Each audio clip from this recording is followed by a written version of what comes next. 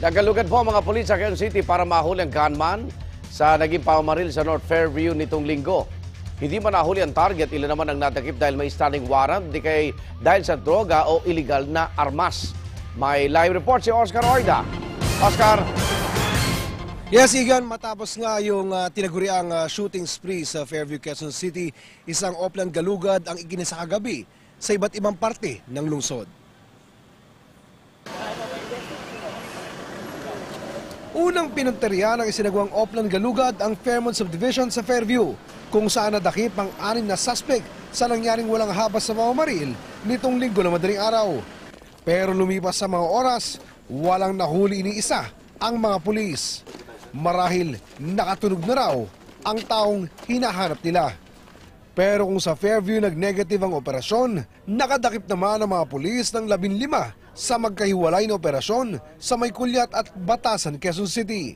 Yung iba may standing warrant umano, habang iba naman nahuli raw sa aktong nagpapat session. Ang iba naman nakumpiskahan ng mga illegal na armas tulad ng mga improvised na baril, mga bala at mga patalim. Itong ginagawa natin, tuloy-ito yung gagawin natin para mabigyan natin ng solusyon yung mga iba't ibang krimen na nangyayari dito sa Quezon City.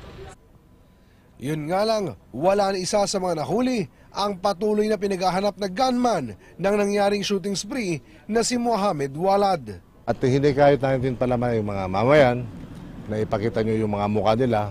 Kung may nakakilala, magtungo lang kayo o tumawag kayo dito para matulungan natin itong mga biktima na hindi pa nabibigyan ng hustisya dahil walang testigo.